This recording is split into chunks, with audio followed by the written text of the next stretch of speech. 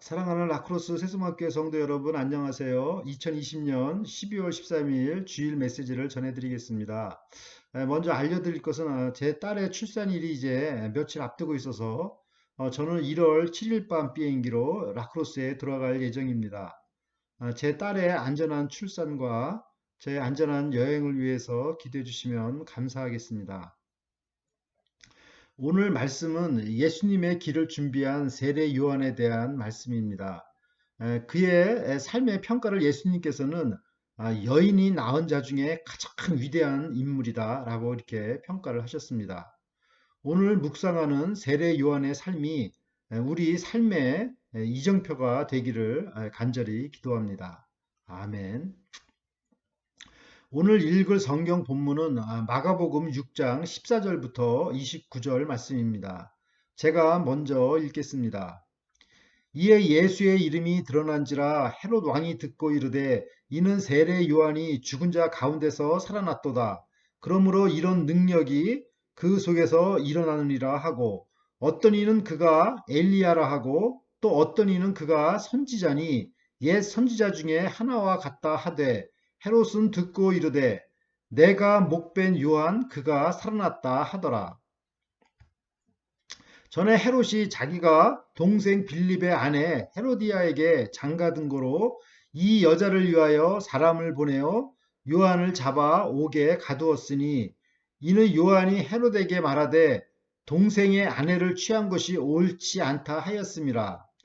헤로디아가 요한을 원수로 여겨 죽이고자 하였으되 하지 못한 것은 헤롯이 요한을 의롭고 거룩한 사람으로 알고 두려워하여 보호하며 또 그의 말을 들을 때 크게 번민을 하면서도 달갑게 들음이러라. 마침 기회가 좋은 날이 왔으니 곧 헤롯이 자기 생일에 대신들과 천부장들과 갈릴리의 귀인들로 더불어 잔치할세 헤로디아의 딸이 친히 들어와 춤을 추어 헤롯과 그와 함께 앉은 자들을 기쁘게 한지라 왕이 그 소녀에게 이르되 무엇이든지 내가 원하는 것을 내게 구하라 내가 주리라 하고 또 맹세하기를 무엇이든지 내가 내게 구하면 내 나라의 절반까지라도 주리라 하거늘 그가 나가서 그 어머니에게 말하되 내가 무엇을 구하리이까 그 어머니가 이르되 세례 요한의 머리를 구하라 하니 그가 곧 왕에게 급히 들어가 구하여 이르되 세례 요한의 머리를 소반에 얹어 곧 내게 주기를 원하옵나이다 하니 왕이 심히 근심하나 자기가 맹세한 것과 그 앉은 자들로 인하여 그를 거절할 수 없는지라 왕이 곧 시위병 하나를 보내어 요한의 머리를 가져오라 명하니 그 사람이 나가 옥에서 요한을 목베어 그 머리를 소반에 얹어다가 소녀에게 주니 소녀가 이것을 그 어머니에게 주니라. 요한의 제자들이 듣고 와서 시체를 가져다가 장사하니라. 아멘. 잠시 기도드리겠습니다. 하나님 아버지, 매주 생명의 말씀을 주셔서 감사를 드립니다. 오늘도 생명의 말씀을 저희에게 허락해 주시옵소서. 세례 요한의 이 삶을 잘 배워서 이 땅에서 의롭고 거룩한 사명인의 삶을 살도록 도와주시고 이 시대에 잠자는 양심을 깨우는데 쓰임받게 하여 주시옵소서. 감사드리며 예수님의 이름으로 기도드립니다. 아멘.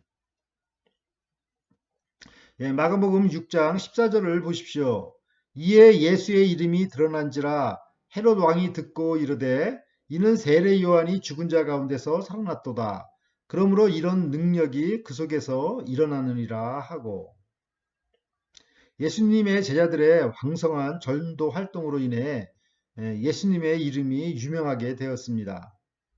그 소문이 헤롯 왕에게까지 전달이 될 정도였습니다.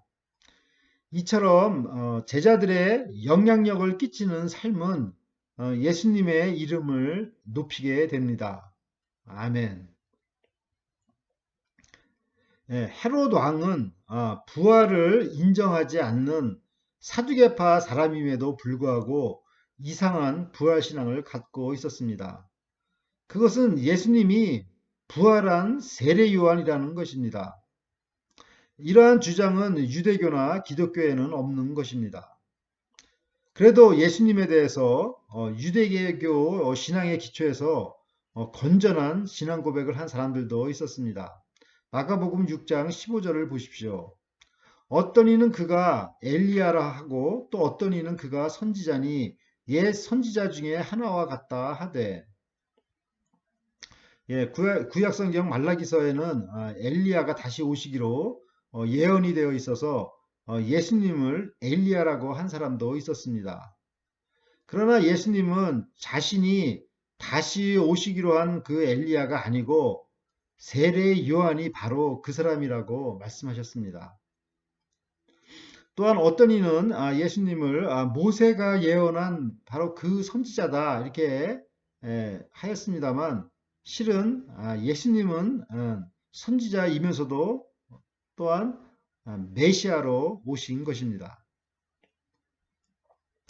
그러면 헤롯 왕은 왜 예수님을 죽은 세례 요한이 부활한 것이라고 믿었을까요? 그것은 그만큼 세례 요한이나 예수님의 능력이 그 당시에 왕을 위협할 정도로 대단하였다는 것을 간접적으로 설명하고 있는 것입니다. 마가복음 6장 16절을 보십시오.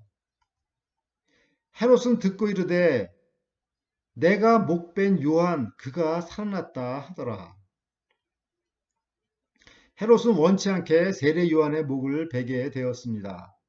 그는 양심에 가책이 되어 두려워 떨었습니다.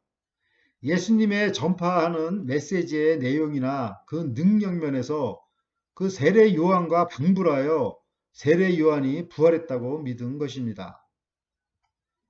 만일 세례 요한이 정말로 죽었다가 다시 부활했다면 헤롯은 정말 얼마나 무서웠을까요?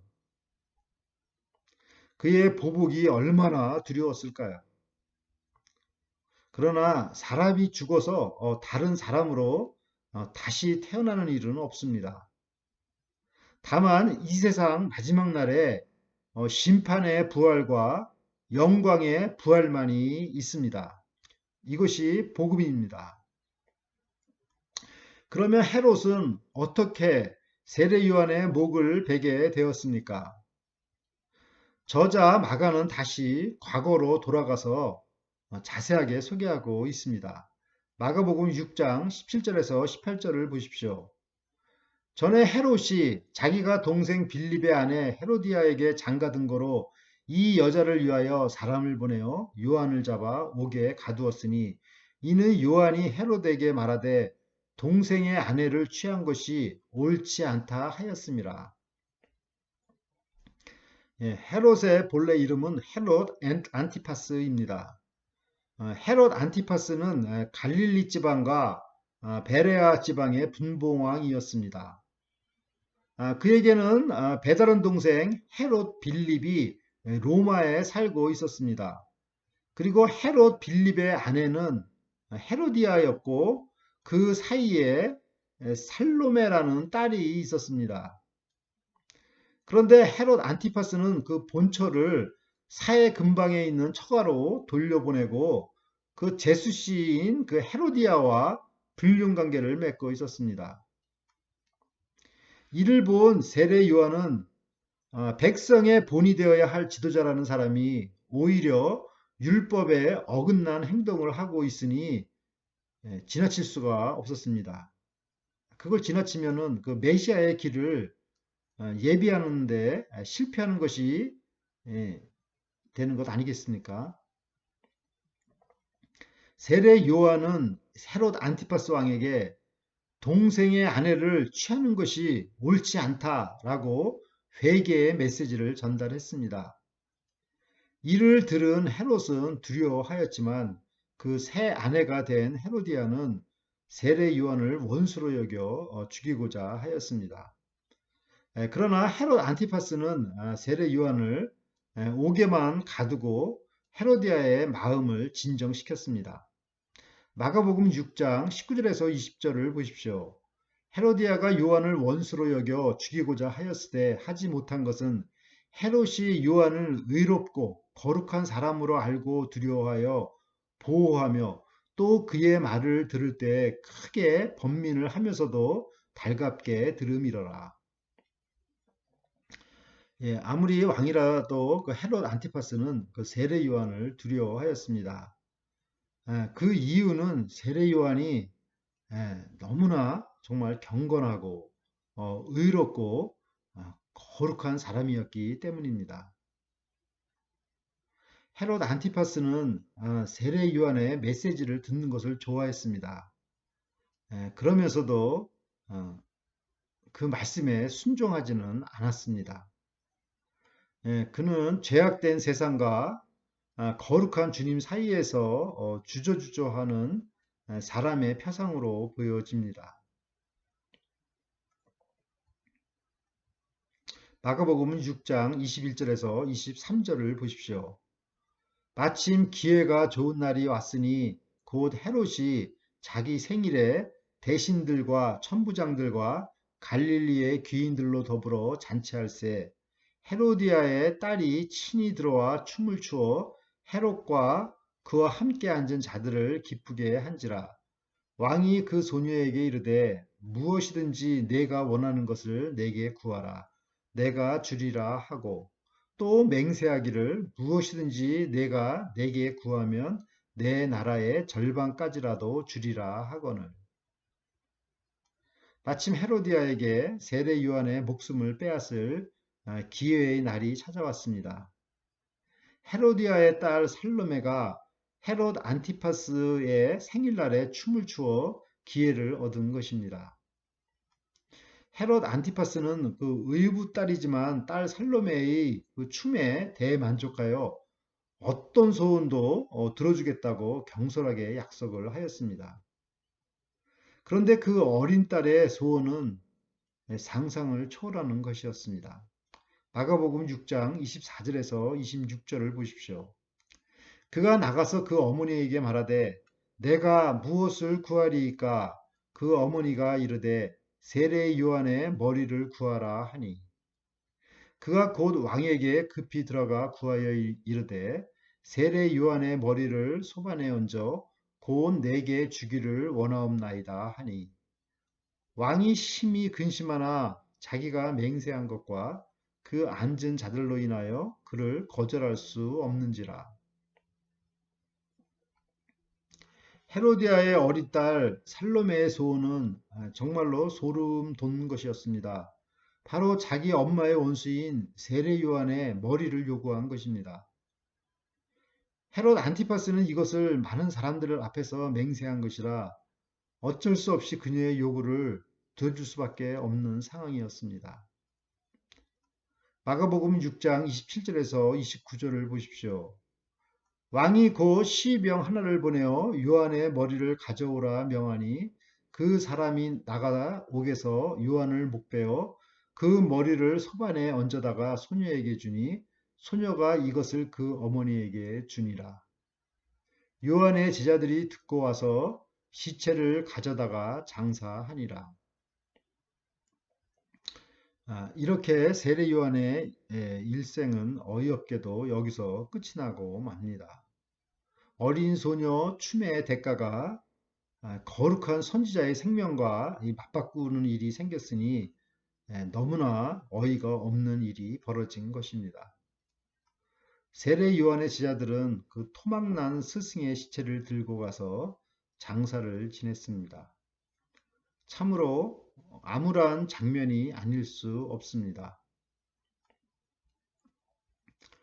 그러면 저자 마가는 왜 과거에 일어났던 이 참혹한 세례 요한의 죽음을 독자들에게 다시 떠올리는 것일까요? 그것은 세례 요한의 그 억울한 죽음이 앞으로 있을 그 메시아의 죽음과 크게 다르지 않다는 것을 미리 그 암시하기 위함입니다. 그만큼 제자들은 아직도 이 예수님의 정체가 무엇인지 예수님이 이 세상에 왜 오셨는지 잘 모르고 있다는 것을 나타내고 있습니다. 그러나 마가는 이 예수님이 누구신가를 조금씩 조금씩 드러내고 있는 것입니다. 우리가 믿는 예수님은 단순히 병 고치고, 그러니까 병자들을 고치고, 귀신을 쫓아내고, 뭐 또 물질을 축복하시는 그런 분만이 아닙니다. 예수님은 십자가에서 억울하게 죽임을 당하사 우리의 모든 죄를 용서하신 메시아입니다. 예수님의 십자가와 부활을 알지 못한다면 아직 예수님을 온전히 알지 못하는 것입니다. 십자가 없이는 면류관이 없고 죽음이 없이는 영광의 부활이 없습니다. No cross, no crown. 사랑하는 라크로스 새소망교회 성도 여러분, 우리는 오늘 메시아의 길을 예비하는 세례 요한을 묵상하였습니다. 그는 메시아의 길을 예비하기 위하여 백성들에게 회개의 메시지를 담대하게 전하였습니다. 왕이건 서민이건 갈 것 없이 그 시대의 잠자는 양심을 깨웠습니다. 회개하세요. 하나님의 나라가 가까이 왔어요. 그의 메시지는 또렷또렷하였고 그의 눈빛은 흔들림이 없었습니다. 그리고 죽음으로 그 대가를 치렀습니다. 한 알의 밀이 떨어져 죽었을 때 비로소 열매를 맺게 되는 것입니다. 우리는 어떻게 양심이 무감각해진 이 화인 맞은 이 세상에서 어떻게 회개의 메시지를 전할 수 있을까요? 세례 요한은 이러한 백성들을 회개시키는데 자신의 생명을 아까워하지 않았습니다. 왜냐하면 그에게는 의의 생명의 면류관이 그를 늘 기다리고 있었기 때문입니다. 이것이 확실하다면 죽음도 두렵지 않은 것입니다.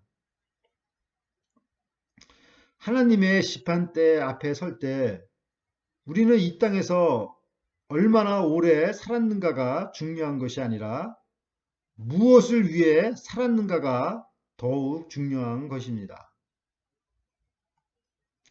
사랑하는 성도 여러분, 세례 요한이 메시아의 길을 예비하여 많은 영혼들을 예수님께로 오게 하신 것처럼 성도 여러분의 남은 삶이 많은 영혼들이 회개하고 예수님께로 돌아오는 역사가 있기를 간절히 기도드립니다.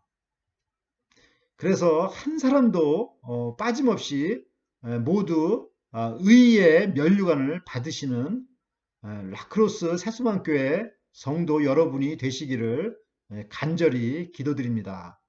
아멘. 다 함께 기도드리겠습니다. 하나님 아버지, 독생자 예수님을 보내시기 전에 주의 길을 예비하는 세례 요한을 보내사 저희들의 잠자는 양심을 깨우고 회개하게 하사 구원의 역사를 이루시니 감사를 드립니다. 저희의 남은 삶이 이 시대에 잠자는 양심을 깨우는데 귀하게 사용하여 주시옵소서. 미국이 무뎌진 양심에서 다시 깨어나도록 도와주시옵소서. 저희 교회 몸이 아프신 성도님들과 세계 각곳에서 코로나로 고통받는 환자들과 함께하여 주시고 건강을 온전히 회복시켜 주시옵소서. 아직도 예수님을 영접하지 못한 가족들은 그 무딘 양심이 깨어나서 진리의 예수님을 영접하도록 도와주시옵소서. 바바라 자매가 속히 건강한 모습으로 돌아오도록 인도하여 주시옵소서. 감사드리며 예수님의 이름으로 기도드립니다. 아멘.